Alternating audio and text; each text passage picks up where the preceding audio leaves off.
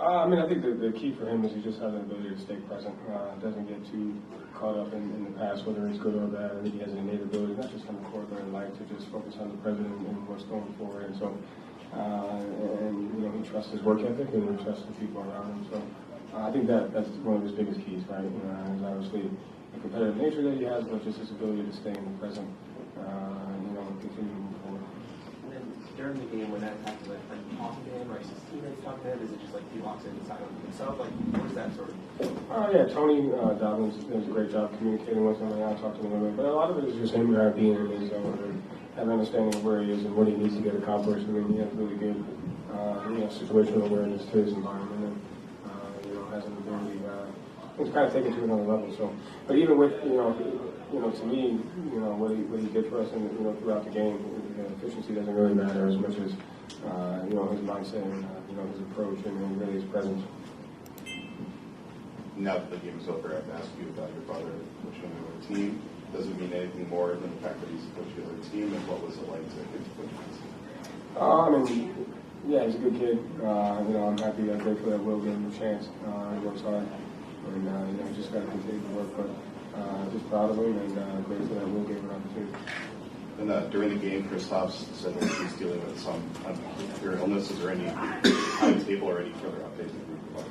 No, I mean, I think he said it best. I think that, at the end of the day, just making sure he's safe. He's still able to come in and be around the guys as best he can and try to stay in the best shape possible he's been on the court. So he's doing what he can to get back. But, he kind of said it best. At the same time, we just got to kind of make sure he's good and we're doing his best for him.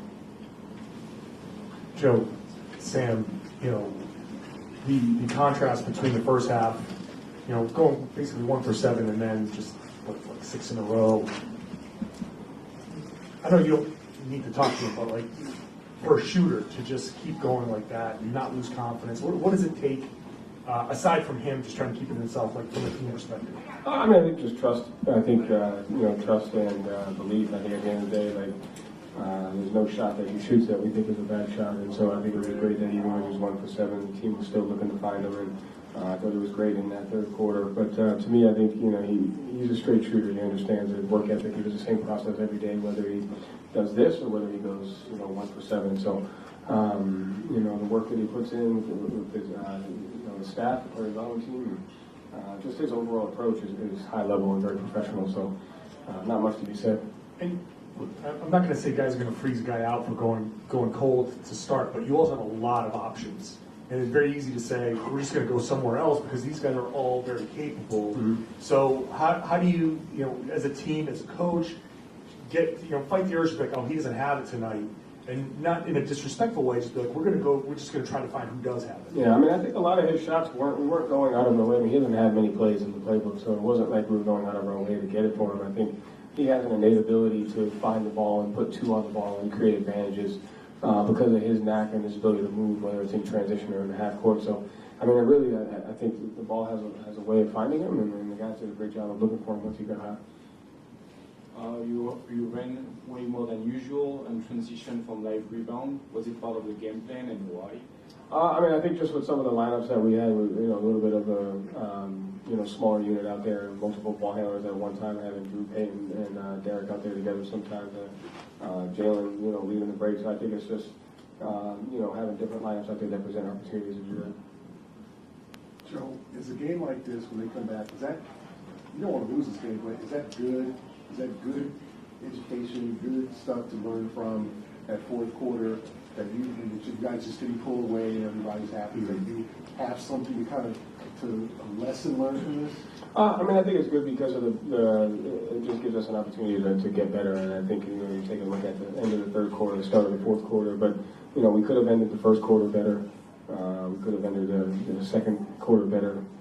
Could have started the fourth better. So again, goes back into that situation, and sometimes a little bit more, but always 10 to 15 possessions that you have to get better at, whether you win or lose, and you just have to be able to learn from them.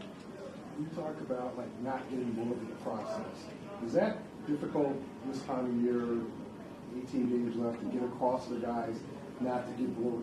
Don't look forward. Don't look to the playoffs. Don't look to April. Just Is that difficult to get across at this point? No, not for our guys. I think they do a great job of understanding what we need to get accomplished and, continue to do that. So I don't think so. I mean, I think that it's a different type of character in that locker room, and I think they're focused on winning regardless of what it is.